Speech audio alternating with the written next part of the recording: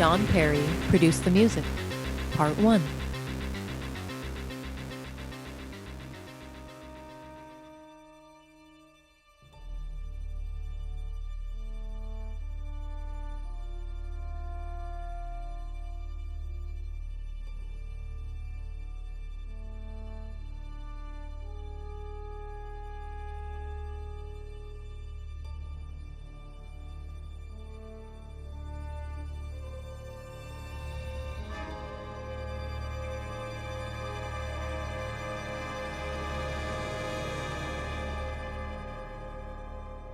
Hello, Don. Are you there?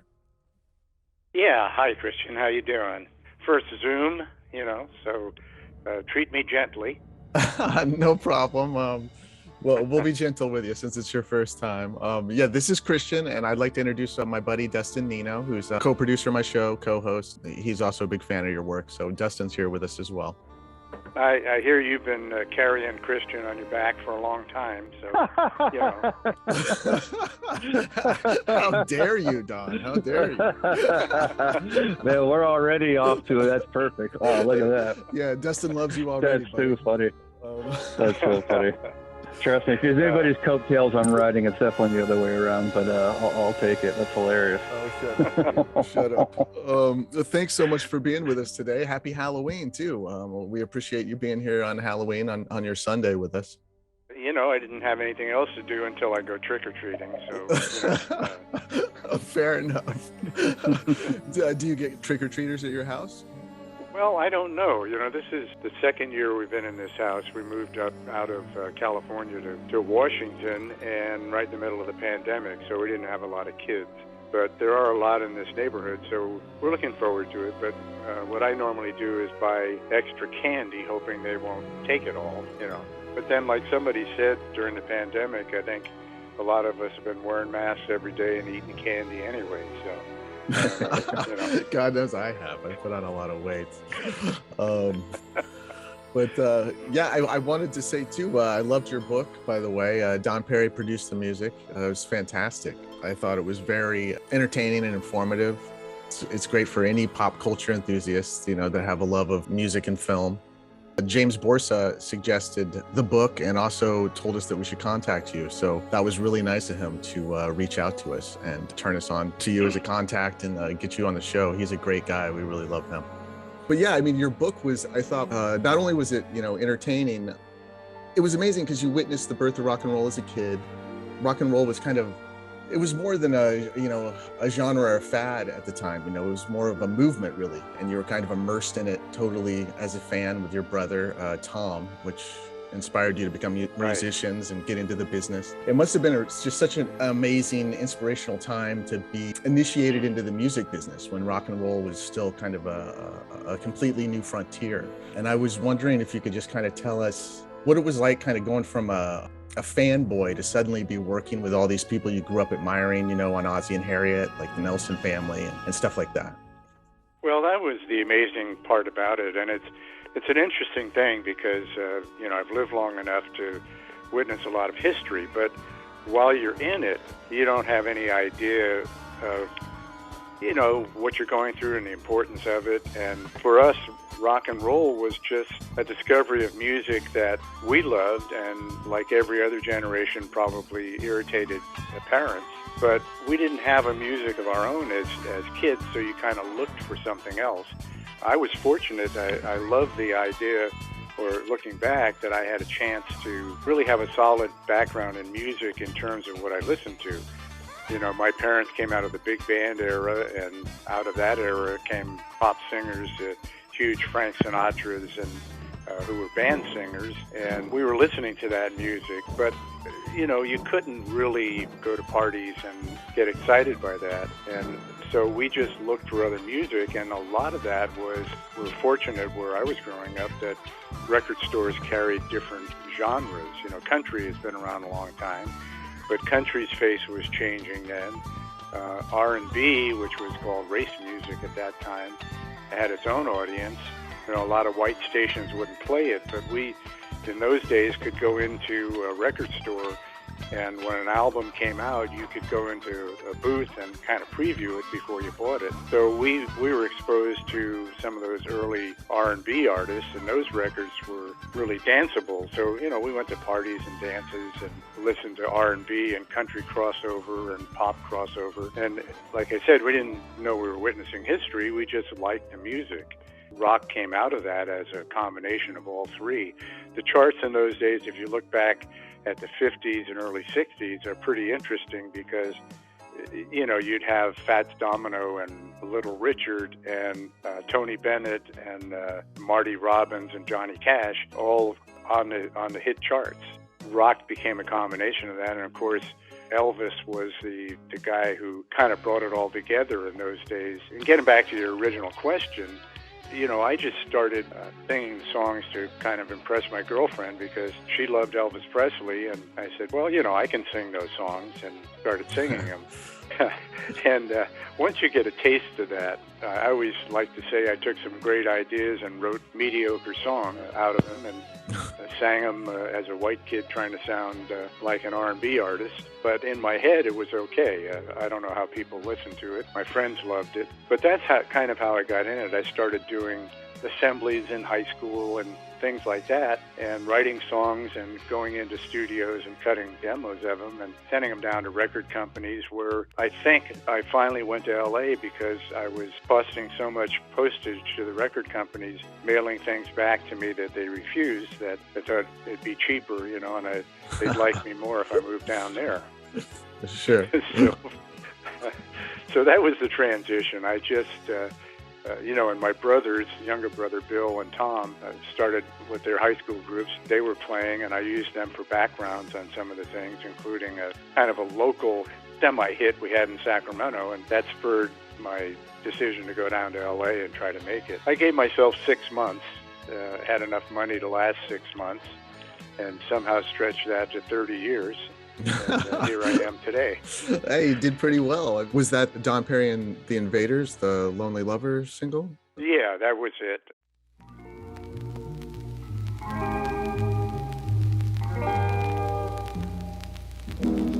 When you went away from me, you left me alone, darling, can't you see?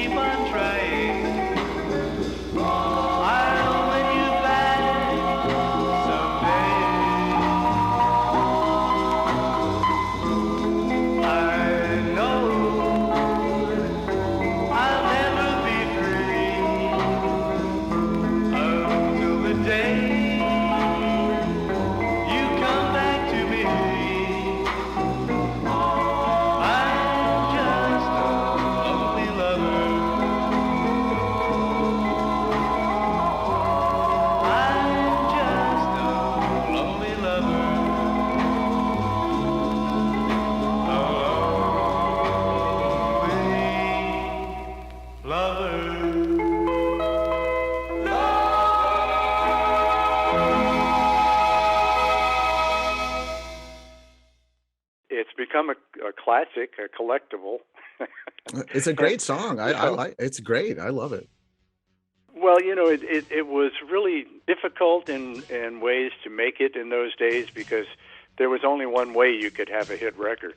Today, there are so many ways you can expose a song and an artist, and in effect, there's tremendous competition today. But then you had to have a record deal. It had to be played on AM radio and had to take off across the country, and it wasn't an easy proposition because at the peak of the record industry, radio stations were getting 300 to 400 new releases a week, and they'd only put 3 or 4 on there. That's how Top 40 came around. They played 40 records in their playlist, and sometimes some new ones.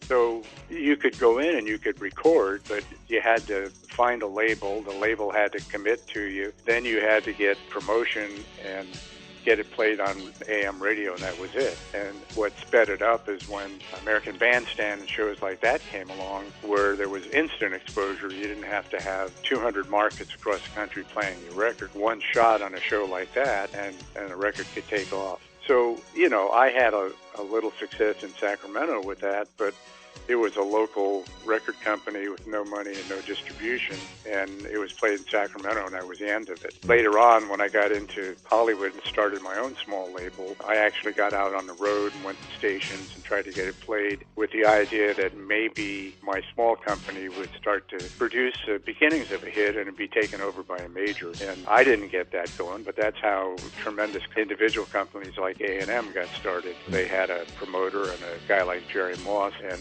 Herb Alpert, who knew the business, and it took off. Motown, again, a small independent label, started with an $800 investment that became major. But in the early days, you had RCA and CBS and Decca, Mercury, and that was about it. So it was tough getting started. But, you know, through it all, I somehow got down there, and one step led to another.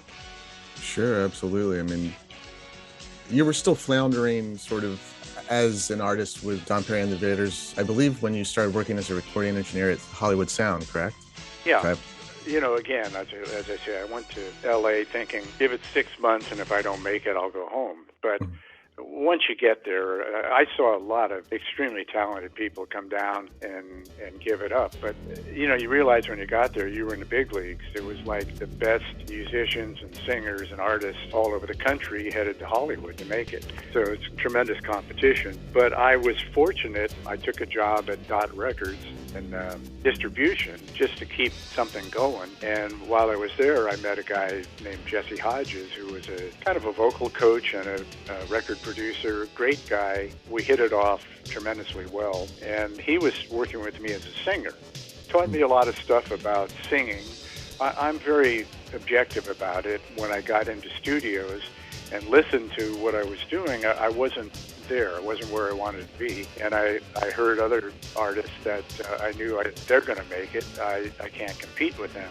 But Jesse taught me, in those days, you know, pop singers could sing the phone book. They just wanted their voice to sound good. Jesse kind of taught me about what was going on, that a good artist doesn't have to be perfect as a vocalist, but you've got to interpret the lyrics. You got to feel it, you got to project it.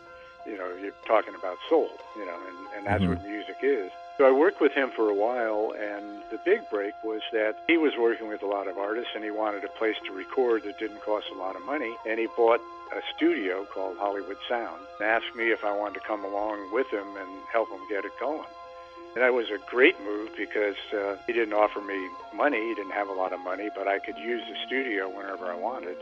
The best benefit of it was I learned to be a mixer in the days when you didn't have all of the tricks. You just had to get a group in there and record it live and make it sound good and make decisions right on the spot and realize how each instrument fit in there and how it supported the singer. And then I learned to work with singers and help them bring out the best in them because I had been through that myself. So I had a tremendous education in the music business working as a recording engineer. And I met a lot of people in those days that, you know, you're always looking for the right people. I hope I meet the right people. Well, they came in and out of that studio. You don't realize it. Just kind of like I talked about rock and roll. You don't know you're making history. You don't know when you're working with people like Nilsson and people like that are just starting out. Danny Hutton of Three Dog Night. They weren't famous then, but they were good artists. So that's how I really got started, was working as a recording engineer in the dinosaur days of recording when you didn't have multi-tracks and digital and all that kind of stuff.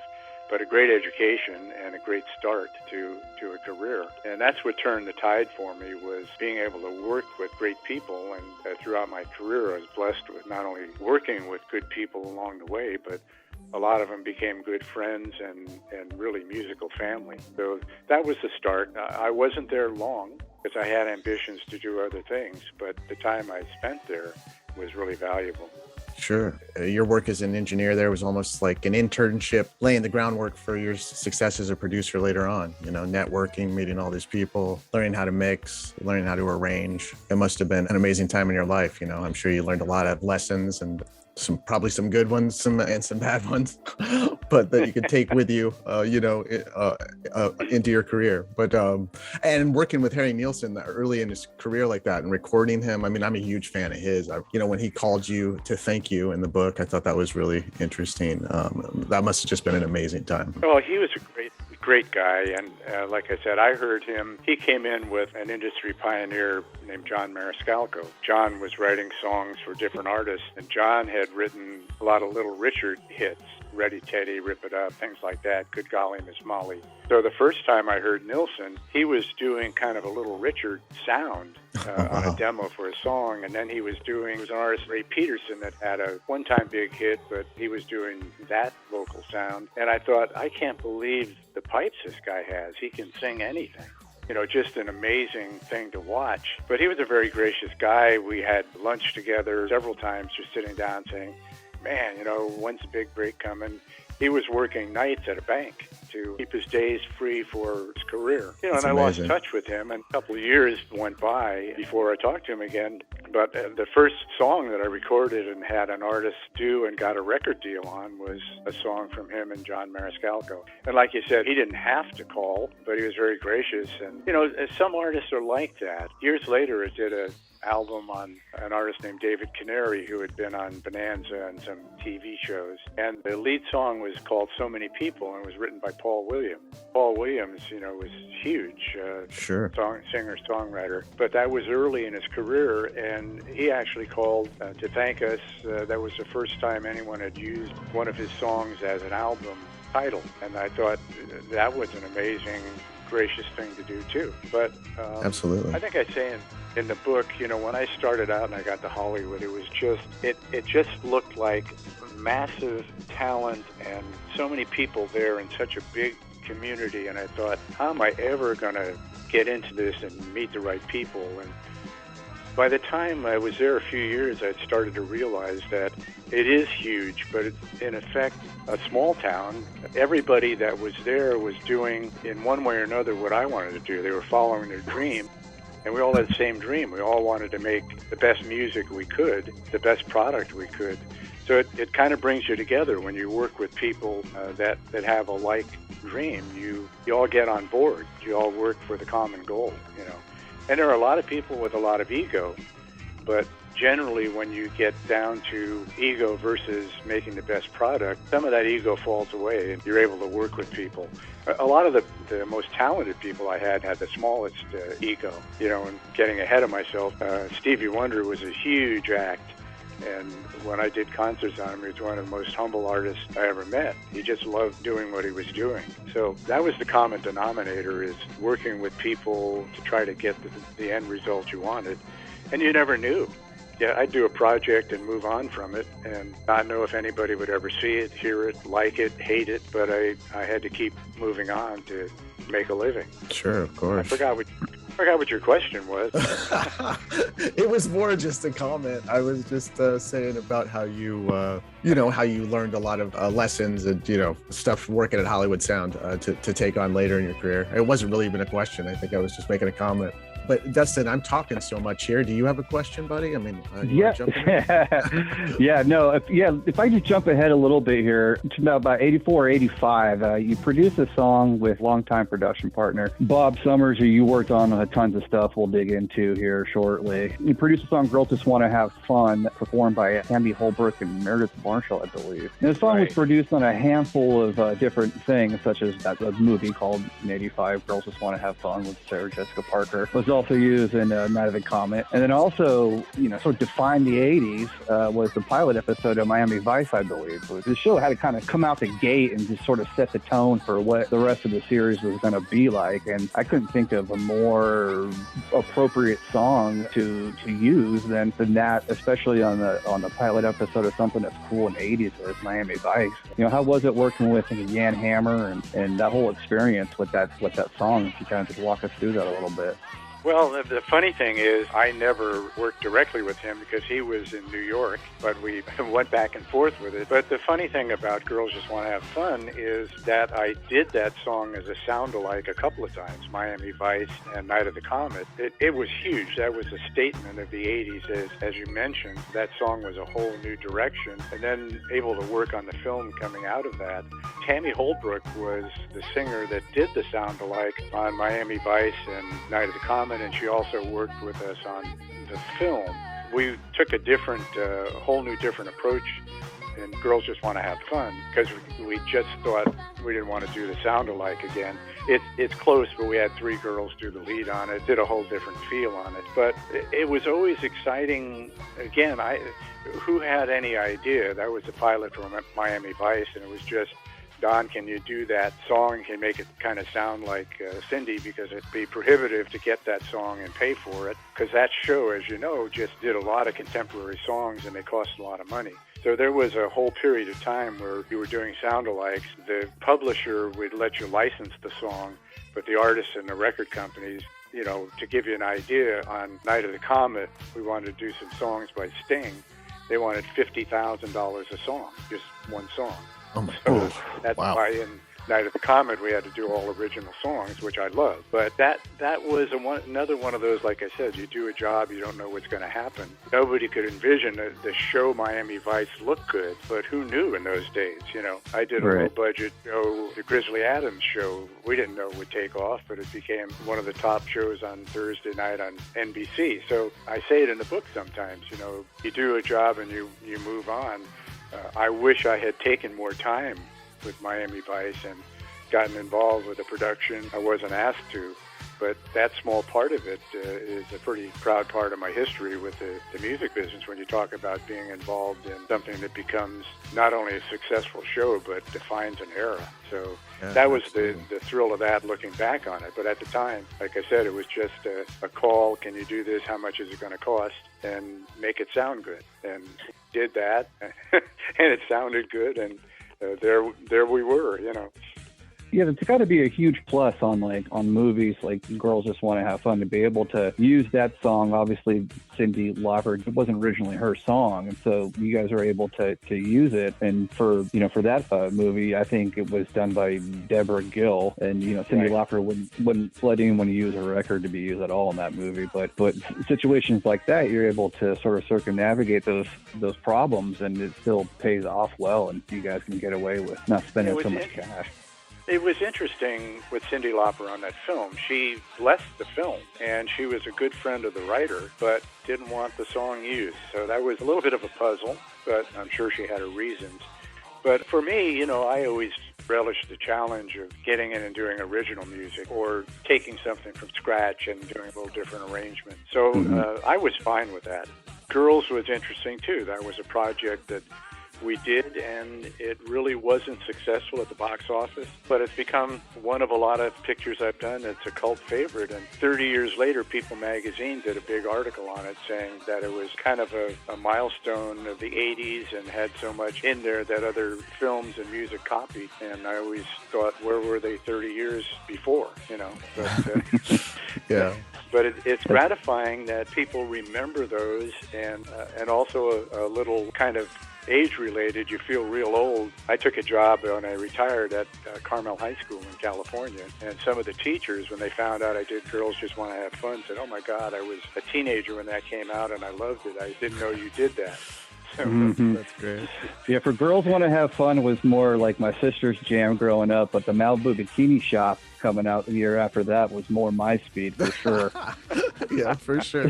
But you look at both those movies, and Chris and I like to refer to what they have as like a nice retro patina to them, which is this sort of retro look that ages like fine wine. And sometimes these things don't get appreciated until some time passes. And that's sort of a shame, but you look back at them and they're just beautiful. Well, Malibu was interesting because that was very low budget. I had an agent at the time that was moving me up, and that picture was the highest they ever negotiated a fee for me. However, half of it was deferred until the film broke even, so I never saw that money. But I always wished that soundtrack came out on that. I had some good people that came out of Comet that had done some songs for me, and that soundtrack, funny thing is, in the last year, I've got emails from people that have said, where can I get this song or that song out of that soundtrack? And you can't. It's just, I don't even know who has the rights to the film or where the masters are or anything. So those are tough things when they're lost, but it was a lot of fun doing it and a lot of talented people. I said it over my years. I did some pictures with a high budget, most of them with lower budget, but the people I worked with never believed that low budget meant low quality. We did the best we could do, and I'd say 95% of the time I walked away feeling like, yeah, that's not bad. You know, it'll get better the next time, but pretty proud of that. And that films come out and say music produced by Don Perry, not music blamed on Don Perry, you know. You have a beautiful title credit, all splash in 80s purple that comes over. That movie, it's great. Some of the songs on there, Silly Boy, If the Love Fits, Give Me Your Love to Dream On. I mean, they're all just so 80s nostalgic, and the whole movie is just a lot of fun. So it's a blast. Two of those three you mentioned were written by an artist out of Idaho named Steve Eaton, who had a couple of hits as a writer for the Carpenters and everything. He was a guy that I wish I could have worked with. He had a manager. I'm still in touch with him. He's still working and recording in Idaho, but he's made a great living. I always admire a guy that he's in his 70s, but he's spent his entire life, not unlike Bob Summers, where their job every day of their adult life has been getting up and making music. And I don't think there's anything better in life than to have a job where you say, I love getting up and doing this job, not, hey, I don't want to go to work, you know. Absolutely. So he's one of the people I consider musical family that I called on time after time after time, every time I had a film or a project that needed songs. I wish I had done more films that needed songs. I kind of pioneered music supervision in the days when I was putting together all of the elements, and most times it was just underscore, didn't call for songs. I was thrilled in the 80s when I hit that string of pictures where I could do songs, and I did a ton of them in a 2-year period over those 3 or 4 films we're talking about. But those were probably some of the happiest days of my life. I was in the studio, and a lot of them, ironically, Girls and Night of the Comet and Bikini were all recorded at Hollywood Sound, where I started. It was kind of a nice full circle thing working back in that studio, which by that time had, you know, state-of-the-art $400,000 consoles in there, as opposed to what we had in there. My career came full circle. It's like, I used to say, you know, you read a book, any book, and they start out the book introducing characters, and you wonder where they're going with it, and later on those characters come back in the book, and you realize that that's why they introduced them in the beginning. My life is kind of like that. I started out meeting some of these people, and throughout my musical life, a lot of them reappeared and became more than friends, kind of like family. Bob Summers is a good example. We'll probably get to him later. But that's how my career went. It was like a book, and when I wrote the book, I realized, you know, maybe life imitates art or something like that. Yeah, definitely researching your work, you definitely start to see a recurring pattern with people that you work with and similar things and movies and stuff. And, you know, like the Eliminators movies, you can go down a rabbit hole with all the different movies that those guys have produced and done too. And it just kind of branches out into all this other sort of similar stuff. So it's cool to come across that and get to see this pattern that emerges throughout people's career. Well, the other pattern in the book, not to plug a book, but no, plug the book. That's what we're doing. Yeah, plug the book. We'll plug it too. Exactly. Yeah, Don Perry produced the music. Buy it now. But, when I was at the high school, it was interesting, too. They had Carmel High had a great music department. They won multiple awards for jazz bands and combos and everything throughout the state. But I was called on career days to talk to the music kids and everything, and they'd ask about the book and why I wrote it. And, in the beginning, I wasn't sure why I wrote it. Some friends encouraged me. But if you look at the overall tone of the book, there's a lot of failures in that book, and out of those failures came a lot of success. And one of the nicest compliments I got about the book was my brother John, my youngest brother, who became a great drummer in those days. He said, "Geez, Don, I read the book and I know your story, but by the end I was pulling for you to make it." So That's fun. So what happened was I kind of used the book as motivation for some of those kids to get going. Again, I had a failed record company. Out of that came a lot of things. I had a successful career as a concert promoter, but in the end, big concert promoters pushed me out, but it led to something else.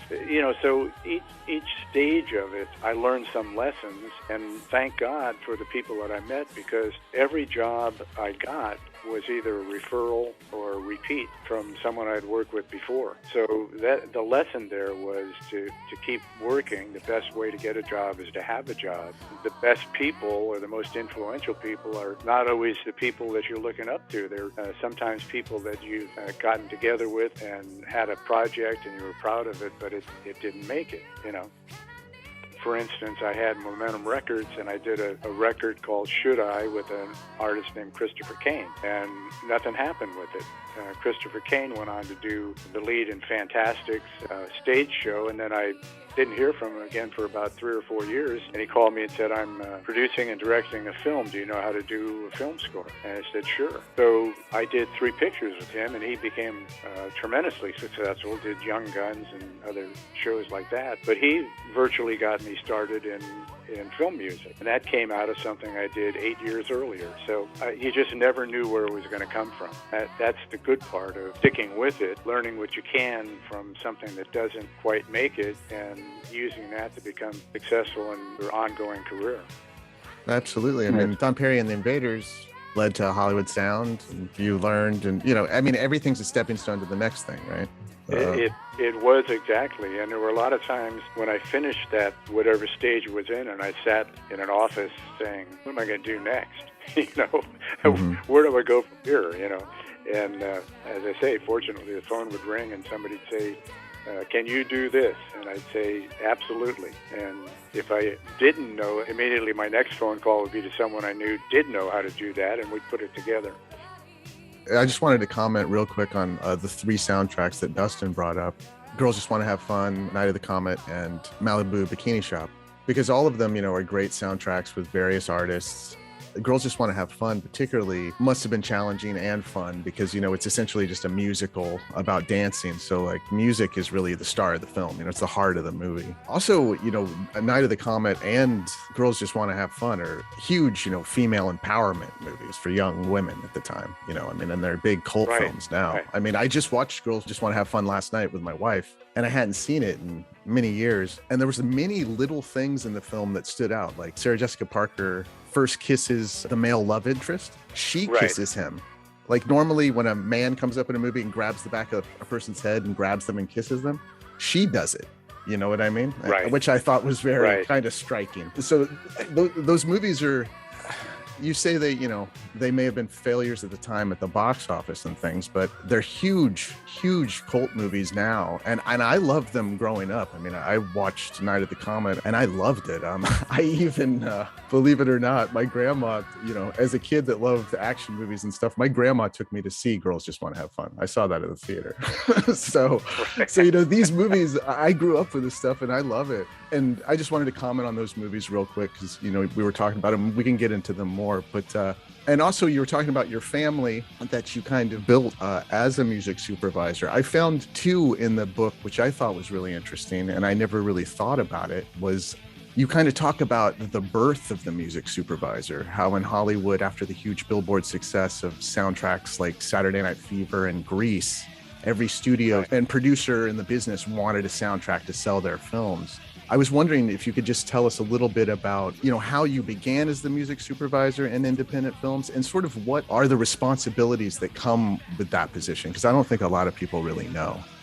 Well, it's kind of a two-part thing. I won't go back too far in history, but in the days of film and music, traditionally, each studio, Paramount, MGM, they had a resident music supervisor, and he was hired by the studio. His job primarily was to represent the studio, to hire the composers, and just make sure that everything came in under budget. So that was a traditional role before independent music supervisors came along. I talked about Chris Kane. When he called me and asked me if I could do a film, I didn't know the first thing about film music. But I was fortunate enough to, again, to have people around me who knew what it was. But there weren't any independent music supervisors.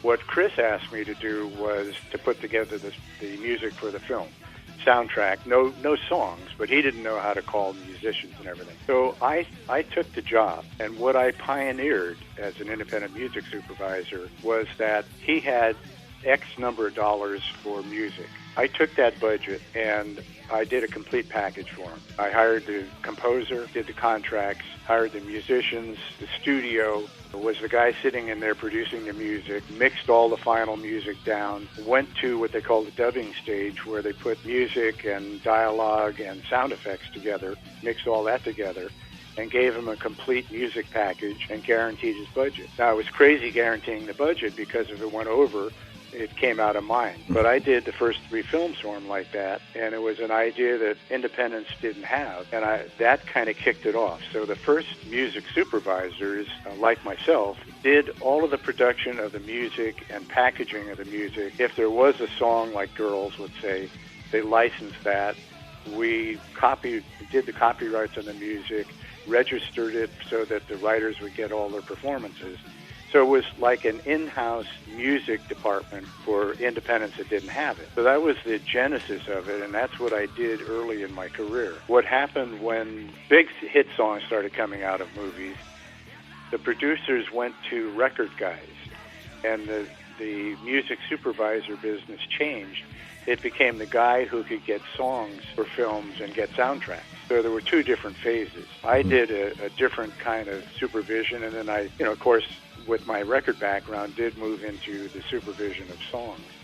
But basically, a music supervisor is the guy who gets the music together for a film. The newer guys were only concerned with songs. Girls, for instance, I not only did all the songs for it, but Thomas Newman, who's a huge composer now, did the underscore, but I also produced those, sat in with him and made sure all those things were right. So that's the genesis, and I feel proud to pioneer not music supervision, but independent music supervision, a guy who is not an employee of a film company. So that's kind of a rough breakdown of it. And the splashing across, I think I was one of the first, if not the first music supervisor to have an agent that represented composers, and one of the first to have main title credit. In the early days, I did it. If you look at the credits, you have to wait till the end credit that rolls for 20 minutes, and we were at the end of it under the caterer, and only the guy cleaning out the theater for the next show might see your name, Sure. So there were a lot of things that I didn't know I was pioneering at the time. I just took the job from Chris Kane because I needed the money. And it wasn't much money, but I wanted to work. But those first 3 low-budget films I did for him opened up the whole genre and kept me going for the next 20 years. So that's some thumbnail sketch of what a music supervisor does then and now. And as Dustin said, you collaborated with a lot of the same artists, Bob Summers, who we keep mentioning, Andrew Belling, Richard Band, right, just to name a few. Chris Kane, by the way, too. We interviewed key grip Jonathan Wolfe a few times, and he worked on 6th and Main, telling us about his experiences working with Leslie Nilsson on that film. And it was a great interview. Wow. And it was a lot of fun. And I just watched the film recently for the first time. It's very gritty, rough drama about homelessness and mental illness, in Los Angeles, Skid Row. Before, a lot of younger generation know Leslie Nielsen is kind of a campy, silly actor, but for 35 years he did dramas. And he's really yeah. great in it, and so is Rowdy McDowell. It was a good movie. It's rough though. Right. It's a tough movie. Well, Chris Kane, who did that was probably the bigger budget he had. The budget before, he did a picture called Grand Jury with Leslie and Bruce Davison. You know, that was, again, a young director and producer learning. I also worked with a music editor on that, Ken Johnson, who did film editing on that. And he taught me a ton of things about music and film. He was a pioneer. He was the first guy to get a credit as music editor. So there were some good people, and I didn't realize that we had that going back on 6th and Main. That's a long time ago. But that was in the batch of the first pictures that I put music together for. Well, I noticed that's the only one I think that I found where you're listed as a musical director rather than musical supervisor. Yeah. And I just wondered if there's a difference or if it's just the same thing. Well, I don't think we had the terminology down at that point. You know, Gotcha. Actually, a music director would have been something different. That's a guy that goes into a studio and helps do that kind of thing. But again, I don't know if we knew what to call it. I think on the other two was music supervisor. I'm not sure. So no, it was. That's why I just noticed musical director because it just stood out compared to the other films you worked on. Yeah. Okay, that explains it though, and it's a good movie. I mean, it deserves more of an audience. You know, I mean, it's interesting. But realize, even in those days, low-budget films were a couple of $100,000, $500,000. Chris's first movie we did for him, his entire budget was $80,000. Maybe he had a couple of $100,000 on that picture. The first picture we did with him was a picture called Buzzard that starred his son Dean, who was a little kid, who later did Superman TV series and a lot of other things. Yeah, but Dean Cain, the actor Dean. Yeah. That movie also, the Talking Buzzard movie has... The Talking Buzzard. It also has, it's the first movie with Christopher Penn in it. He's like the bully kid, Chris Penn. Yeah. Yeah. No, and like I said, I remember that vividly, $80,000. I think we had $5,000 all in for studio, musicians, composer, everything else. So that was really bare bones. But again, there was no electronic music at that time, so we did have musicians, and we pulled it off, and I still think it's not too bad.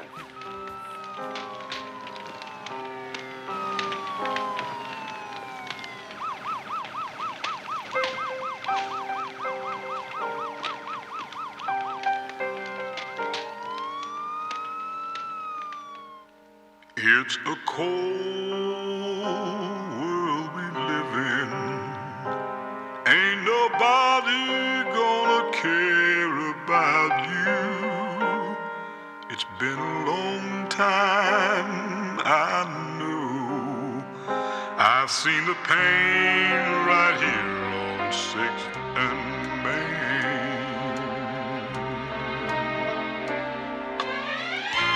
Give me a bottle so I can sleep tonight. One little dream is all I need.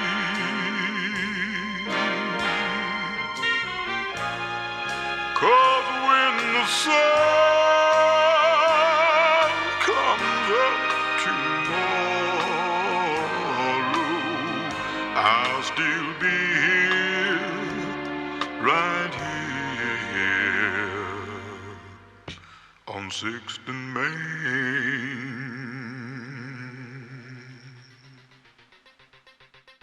Don Perry produced the music. On the next Retro Fiend Radio. This is not an advertisement for a new movie. This is a warning. If you are squeamish, if you have nightmares, if you have a weak heart, before you experience Reanimator, think very carefully. H.P. Lovecraft's classic tale of horror, Reanimator.